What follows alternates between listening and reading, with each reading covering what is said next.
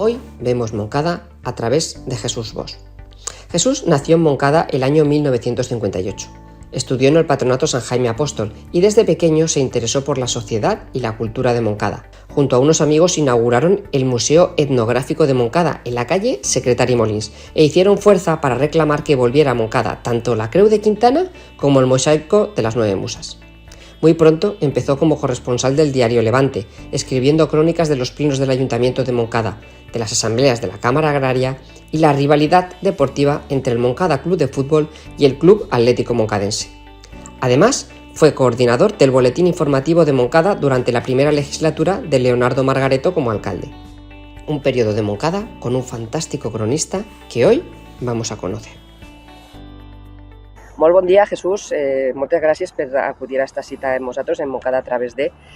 I avui se trobem en el Tos Pelat. El Tos Pelat, que és famós sobretot perquè tots, un poc de joves, pujàvem així a veure si trobàvem una peça de ceràmica o a veure si trobàvem alguna cosa, fins que se va descobrir este jaciment. I parlant de jaciments i de cultura i del nostre municipi, crec que tu, a més, tens una implicació molt especial en tots aquests temes en el nostre municipi. Ens podries contar un poquet? Pues sí, moltes gràcies, Jesús, per convidar-me i per aquesta iniciativa de recuperar, parlar amb la gent que coneix Montcà i ha treballat. Tot i que, bueno, soc de Montcà i ara pues, estic vist propet, però bueno, sí que la veritat, tornar al Tos Pelat, pues, jo crec que val la pena. Feia anys que no venia i és realment els orígens de la nostra ciutat, de Montcada. I bueno, així un poc, la meva vinculació comença pues, quan teníem 18-20 anys, un grup d'amics, que estava Rafa Chorro, estava José Ramón Molins, estava Salvador Lloris, pues, es va entrar un poc la idea de buscar els orígens de Montcada, de fer troballes, i veníem així pues, a rastrejar, que en aquell moment, estic parlant dels anys 70-80 del segle passat, i van començar pues, una iniciativa de vindre així, rastrejar i buscar cosetes per tal de recuperar un poc els orígens de Montcada. I va ser pues, una iniciativa que jo crec que és interessant i que afortunadament en el temps crec que ha continuat endavant per a altres persones. I la veritat estic content perquè feia temps que no venia, el treball que s'ha fet així en el Tos Pelat de recuperació, que se poden fer visites i la gent pues, pot conèixer els orígens de Montcada. Però tu no t'has limitat al Tos Pelat, tu has demanat moltes més coses dins de l'àmbit cultural de Montcada, conta-nos. Sí, dins de l'àmbit, en aquell moment, estem parlant dels anys de la transició, de l'any 76, 77, fins a les primeres eleccions democràtiques, que n'hi havia pues, cert interès, certa renaixença per el moviment cultural, per la recuperació de la nostra cultura. Recordo també que on estava l'Ajuntament, el Palau dels Comtes de Ròtova, era un edifici que estava en runes total i absolutament, es varen preocupar de qui era el propietari, anàvem a València a parlar amb ell, bueno, coses que ara ho planteges o ho mires i dius, bueno, quines barbaritats, no? Plantar-se allí quatre adolescents en 20-25 anys que volíem això, si podia donar-ho a l'Ajuntament i tal, i bueno, vam encetar en certa manera, vam obrir la necessitat de recuperar el que consideraven que era un edifici pues, històric. Els Comtes de Ròtova, però també la Creu de Quintana i les 9 muses. Sí, exactament. Sobretot, així n'hi ha una cosa que és la Creu de Quintana, en el seu moment, els amics que t'he comentat, Rafa, Ramon, inclús Honorato, pues vàrem estar mirant i la Creu de Quintana, que va aparèixer en Montcada, estava tirada en un magatzem en un museu de la Diputació de València. No? I allà que anàrem nosaltres a enviar un escrit primer a l'alcalde de l'època, era l'últim alcalde franquista de l'època, perquè no demanava per l'Ajuntament recuperar aquesta creu, que no estava completa, no estava sencera, però sí una part important.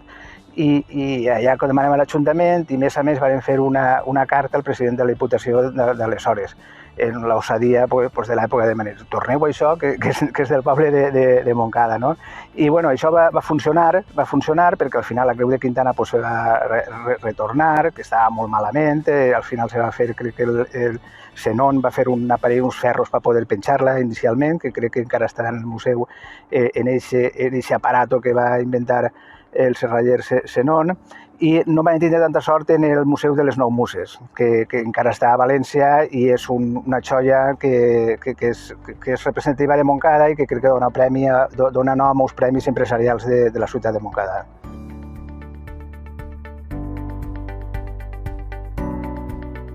Pues molt interessant tot el que ens has contat a nivell cultural.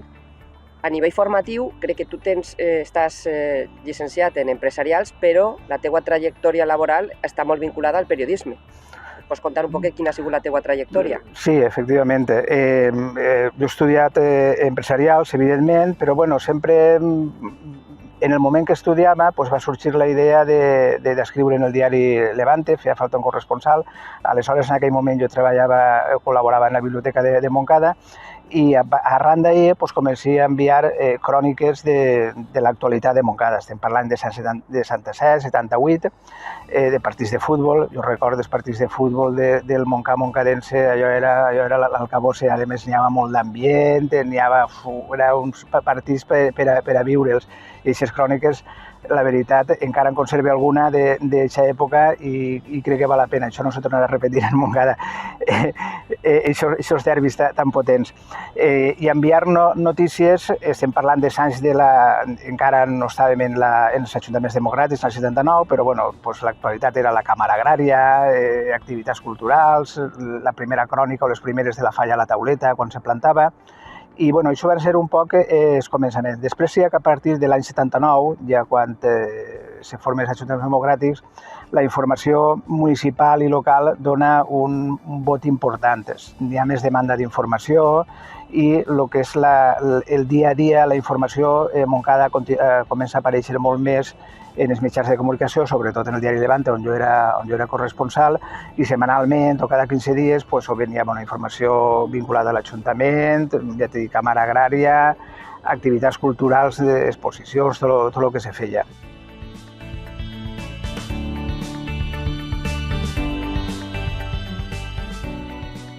De tota aquesta trajectòria, destaques alguna notícia que te cridarà l'atenció de forma extraordinària?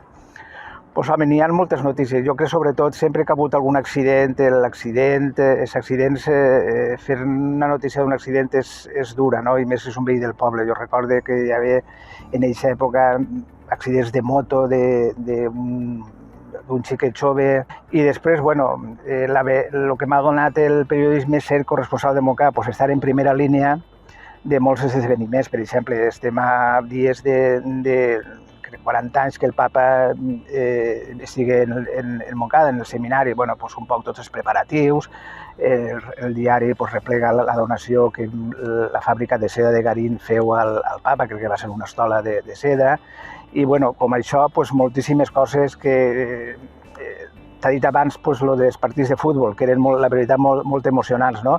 Però sí que està present en tots els aconteciments durant aquest període que s'enriqueix i forma part del període de la transició de Montcada, que de cara a un futur els historiadors i els curiosos poden prendre notes i veure el que passava i què se decidia en aquells moments.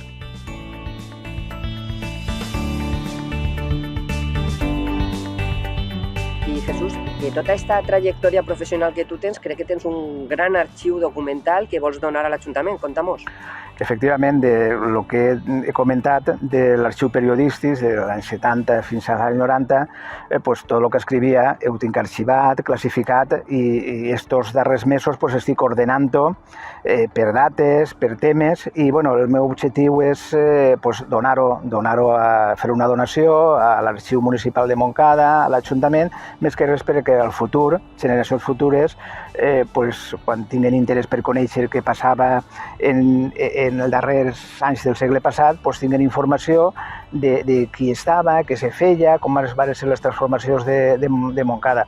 He demanat audiència a l'Ajuntament i estic esperant que me criden un poc per a formalitzar esta donació, esta entrega, que són prop de xuant, estem parlant de 2.000 a 4.000 arxius periodístics, que n'hi ha de tot, des de plenos d'Ajuntament, Càmera Agrària, falles, exposicions, partits de futbol, cròniques de tot tipus i de tota activitat, que jo crec que pot ser interessant de cara al futur, aquest arxiu que estiga en un lloc com té que ser l'arxiu municipal o el museu on correspongui que hagi d'estar. I aquesta és la meva intenció, fer una donació a l'arxiu municipal.